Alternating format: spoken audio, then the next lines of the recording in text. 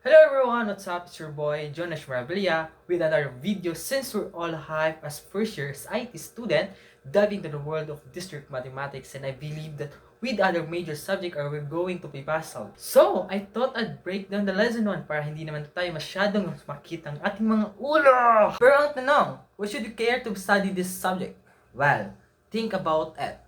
Everything in IT, from coding to cybersecurity, relies on logical thinking and mathematics. Kaya, importante talaga na pag-aralan natin ang subject na to. Kaya, ano pang hinahintay natin? Let's go! Simulan natin ng set and basic operation. So, ang set, base sa definition, a collection of distinct and well-defined object. Ibig sabihin, sa isang set, may iba't ibang number or elements pero meron silang parehong katangian. Kung makikita nyo sa slide, parehong number, di ba? Sa set B naman ay parehong mga prutas. So, ganon lang ang set. Iba-iba sila ng itsura, ngunit mayroon silang pagkakapareho. Next up ay ang basic set operation. First is the union. So, kung babasahin, ibig sabihin nito na sa union may dalawang set ang nagkaisa, kaya ito ay nakabubuo ng set na mas malawak o mas marami.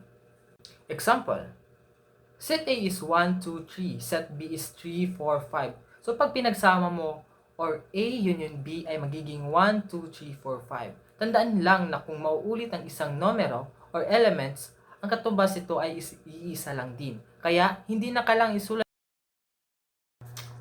Prove by contrapositive in techniques, where you prove a statement by considering a contrapositive, which is the negation of the conclusion followed by negation of the hypothesis.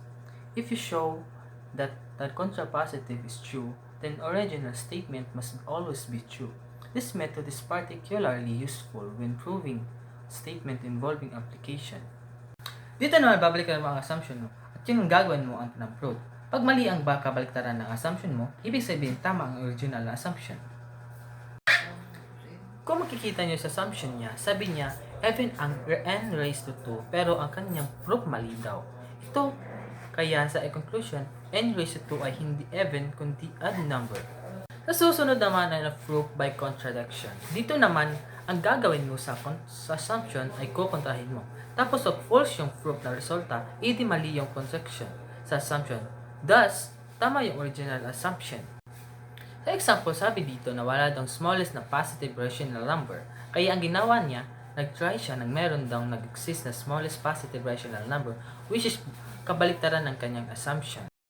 At ang panghuli naman ay ang mathematical induction. Use of proof statement that are true for all natural numbers. There are two steps in mathematical induction, the base case and the inductive step. In the base case, you prove that the statement holds for the smallest value, often 0 or 1. In the inductive step, you assume that the statement is true for some arbitrary values and then show that it must also be true for n plus 1. The process creates a chain for implication that proves the statement for all natural numbers. Ang tandaan nyo lang dito ay ginagamit ito para ma-prove na ang isang statement ay tama para sa lahat ng natural numbers. Galing sa maliit na real numbers, ipo-prove nito applicable into sa mga malaking natural numbers. Mathematical induction statement for all positive integers. n, 1 plus 3 plus 5, 2n minus 1 equals to n raised to the power of 2. Proof for the base case. When n equals to 1, the left side is 1 and the right side is 1 squared equals to 1, which matches. Induction step. Assume that statement is true for some positive integers k.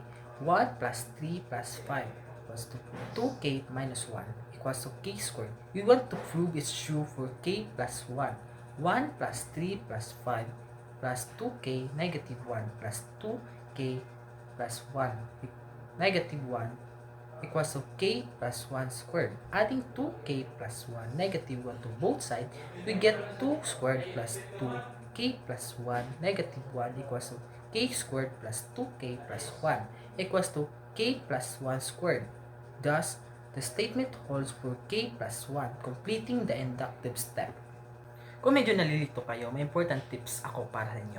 Ang key terms para hindi nyo makakalimutan ang discussion natin. Direct proof, straightforward logical deduction from given premises to reach our conclusion. Proof by contrapositive, proving a statement by showing that its contrapositive is true. Proof by contradictive, showing the opposite of what's to be proven and deriving contradiction. Mathematical induction, providing statement for all natural numbers through base case and inductive state reasoning. Andito naman tayo sa ating topic for sa lesson 1. And I believe ito ang last topic for lesson 1. Kaya, ano pa hinihintay natin? Let's go! There are 3 stages of creating the password: choosing the uppercase letter, choosing the lowercase letter, and choosing the digit. First, choosing an upper letter. There are 26 upper letter in the English alphabet. Choosing a lower letter. There are 26 letters in the English alphabet. Choosing a digit. There are 10 digits to 0 to 9. Now, according to the multiplication rule, the total number of the password option is the product of the choose of the each state. Total option, number of choose for upper letter times number of choose for lower letter times number of choose for digit. Total option, 26 times 26 times 10 equals to 6760. So you can create 6760 different password following the given criteria. In the example, the multiplication rule was applied to find total number of outcomes when choose are made in the multiply stage. Each stage choose an independent of other, and the multiplication rules help us find the combined number of possibilities. Next naman ay addition. Dito naman, same lang din ang isa-solve natin sa total possibilities pero meron ka nang i-add na example. Two choices to consider: the number, scopes, and the flavor. Choosing the number of scopes, you can either choose a single scope or a double scope. This giving you two choice. Choosing the flavor, there are 6 different ice cream flavor available. According to the addition rule, the total number of different combination is the sum of choose and each state total combination, number of choose per scope and number of choose per flavor equals to 2 plus 6 equals to 8. So you can make 8 different combinations of ice cream orders. In the example, the addition rule was applied to find the total number of outcomes when choose are manually exclusive. You can choose both single and double scope simulation, and you're selecting an option for each of the given set and option. Ngayon naman ang permutation, same pa rin sa total outcomes, pero dito hindi ka na-consider ang pagkusunod-sunod o i-order ang outcomes sa given data. So meron tayong solution. Solution: to solve this problem using permutation, we'll use the formula where n is the total number of the object and r is the number of the object being arranged. In the case n equals to 4 and r equals to 4, plugging these values in the formula, so there are 24 different order in which you can arrange the 4 books on the shelf. This makes intuitive sense because for the first book you can choose 4.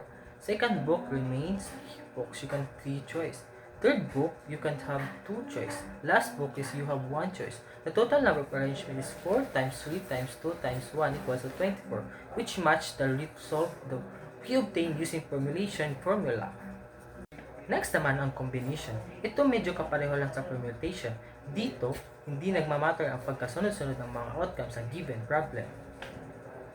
Example, selecting a committee. You are part of a club with 7 members and you need to form a committee for 3 members to plan an upcoming event. How many different ways you can select the committee?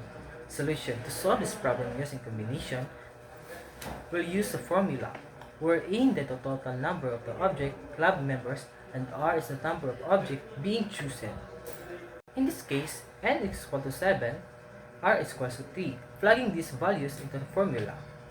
So there are 35 different ways to select a committee of 3 members from groups of 7 club members. The example combination are used to find the numbers of ways to select a group of objects from a larger set. We don't consider the order in which they are selected. The result is the total number of unique combinations for forming the committee. And that's all the lesson 1 and the topic 1 to topic 4. Thank you and have a good day.